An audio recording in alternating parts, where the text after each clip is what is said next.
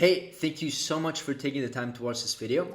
Today, I want to talk about a very unique strategy that my team is using every single day, especially when we onboard a new client, that literally is a gold mine. Not nobody, but not a lot of people, maybe just the top players are just doing this. And it works very well because you are able to find winning angle propositions or marketing angles that, whether it's a marketing angle, whether it's a storyboard, for a script, a UGC script, it doesn't matter. You can use this in many different ways, but not many people are doing this. And so I want to show you a very quick case study here. For those of you who don't know, I'm in the process of scaling several brands, but specifically this one, and we hit like $40,000 in sales in a single day. Let me just refresh so you know this is real. But yeah, we basically hit $40,000 in sales, and we're still in the process of scaling. It's very profitable, but the question is, how are we able to find profitable and scalable, unique angles, right? Like, what is an angle? An angle is a different way of how you present a product to your customer, like the way that you're presenting it, right? And so if you're just doing what everybody else is doing, then eventually the market is going to get really saturated with that way of promoting the product, and it's just not going to work, right? And so the marketers that win are the marketers that are able to adapt to the market, right? There's product sophistication.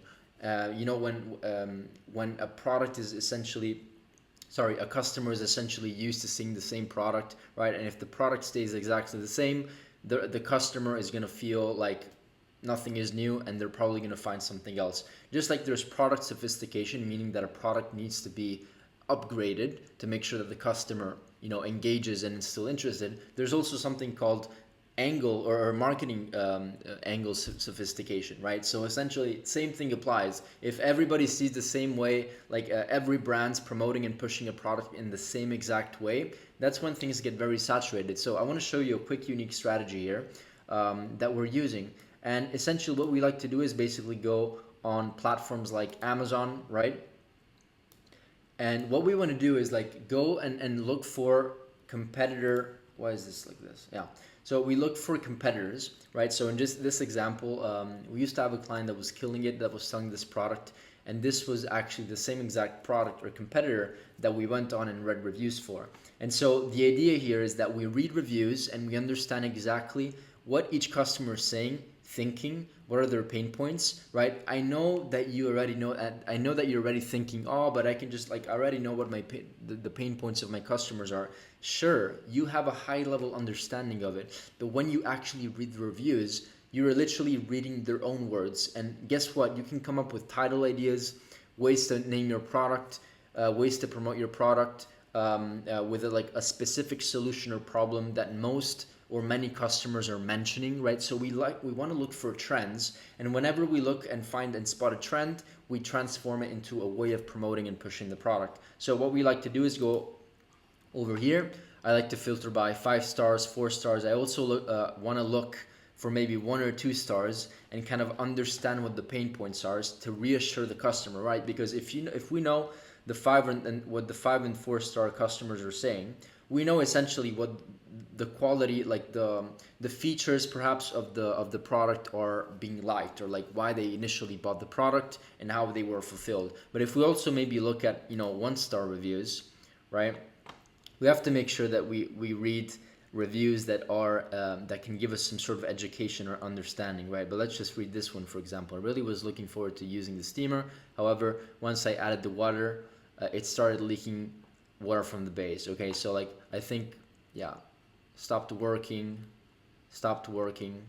terrible. So we want to understand what our competitors are kind of like, what is the pain point from the competition standpoint, right? Why are people actually saying that, putting 1 star on this product, right? That gives us a very good understanding of what the pain points are whenever a customer is dissatisfied and not satisfied. And at the same time, we want to do the same exact thing, but for 4 and 5-star reviews. So once again, I advise you, go ahead. What you can use Amazon. I like to use Amazon because typically it's like Amazon reviews are like much less fake, right? If you go on your if you go on like a verified platform, the chances are the reviews are mostly real.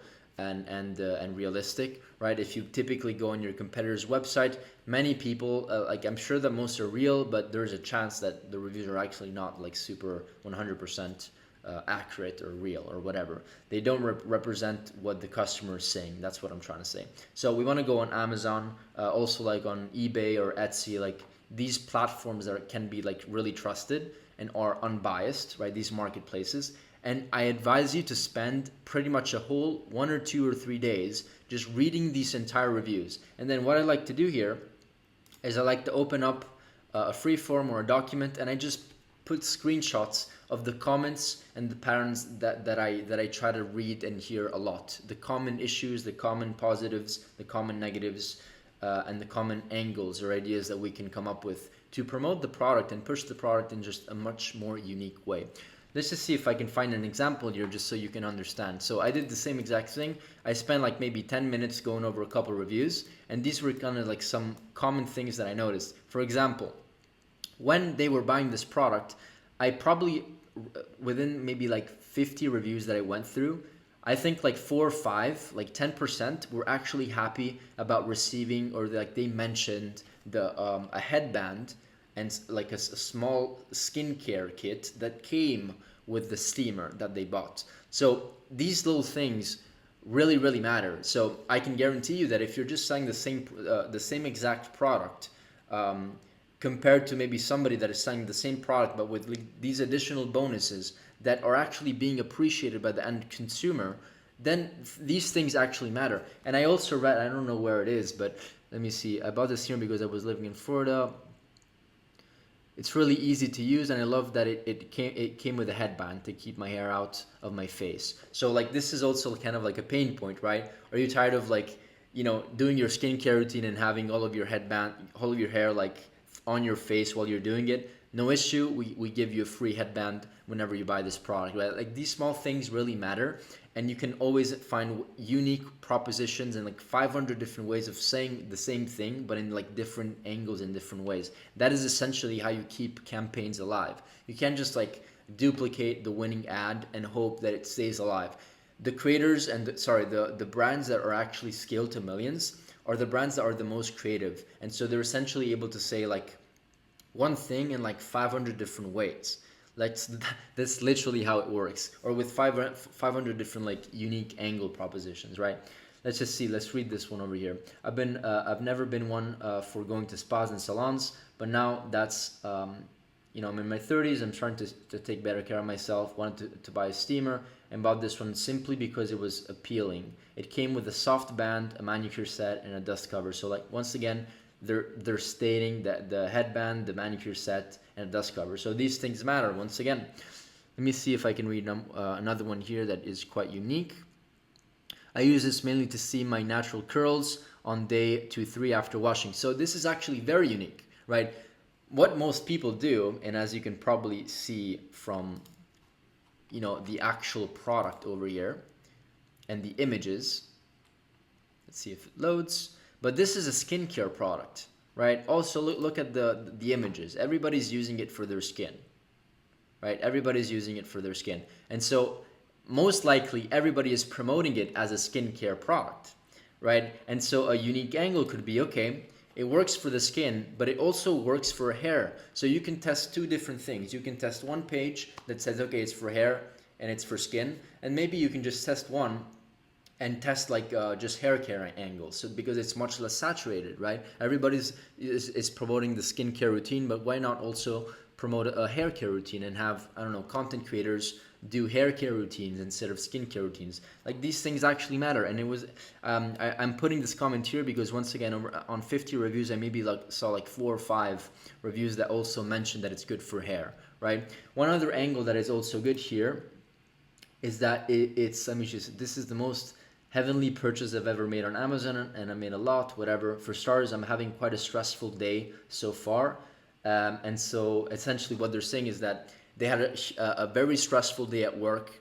They had headaches, and the moment they came home and they opened up the product and used it for the first time, they basically received positive energy, or not positive energy, but they basically received a release of stress by using this product just because of the way that the steam was going on their face. So this could be also a unique angle, that it's not only good for your skin, it's not only good for your hair, but it's also good for after work stress relief or something like that. After a hard day of work, other than, of course, being dirty, because whenever you go out in the city, you get all these particles and whatever, it's just dirty.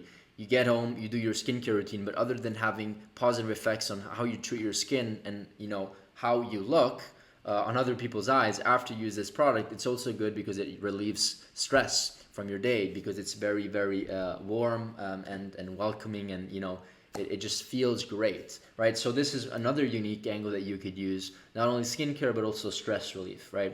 So once again, let me just read this one. It's super relaxing and a great way to help your skin care products seep in better. I've tried other steamers and this one definitely got hot, not hot enough to burn. Okay, so this maybe is a good one, because maybe whenever somebody buys a steamer, right? From what I know, at least from my girlfriend, she has a steamer, and then whenever she buys a steamer, her fear was that not enough steam would come out, and that would open up her pores. And if pores don't open up, then you can't essentially get the full benefit of actually doing a skincare routine. So maybe one thing to point out in your marketing angle is that this actually generates steam. Or one thing, I used to have a client that used to promote this product, and because we saw similar reviews about steams, guess what? We found a super viral trend of just having the creator literally say nothing and just open up the video, the camera, and just recording the steamer doing a bunch of steam on their face, and then just doing like a super relaxed face. Like things like this, you know, you can also use reviews to spot and kind of like find ways to promote your product visually, not from a script perspective, but also from like a visual perspective, like what is the creator actually doing. So these are just some ideas. I just wanted to do this short videos, and then what you can do is just like go on Excel, do 3 columns, write all the positive replies that you recorded, all the negative replies, and then some unique angles that you can combine by putting the positives and the angles, and coming up with new unique angles to essentially say the same thing, whatever, but promote your your product in a different way compared to your competition. Okay, so this is just a very unique way to do it. Once again, we like to use Amazon. It's great. One other thing that you can do is also just go here and find maybe other competitors that are slightly different in product, and then you do the same exact thing and read the reviews. Okay, let me know if this was a useful idea. We honestly do this every single time. It's part of our research process. Whenever we onboard a client, we read their reviews, and then we read their competitor reviews, and then we try to go on Amazon to see if there's other similar products and read their reviews. Like we spend 2, 3, 4 days just doing that, and that literally then we go into our command center, which is where we track everything. And this is how we're able to. We have a sheet, competitors, or we track all of the competitors. This is where we do it, and then essentially after we do that, we go immediately into the storyboard section and write our scripts. Same thing with ad copy, right? We go in here and we write all of our scripts just based on the research that we did. That's essentially how we do it. Okay, let me know if this video was helpful. I know that I spoke about a couple different concepts. Let me know if you have any questions, and please give me some new video recommendations. And don't forget to join the school. It's completely free. We have a paid version too, where we get access to my time twice a week. You get on the weekly calls. There's a huge community, not huge, but very valuable community. We share resources. We basically network and make money together. And then there's also a free community if you want to join. It's the same exact thing. We just give less resources, and you don't really get access to my time. But it's a great opportunity to network and get yourself ahead of the curve. Okay? Let me know if you have any questions as usual, and don't forget to subscribe, and comment, right? Bye.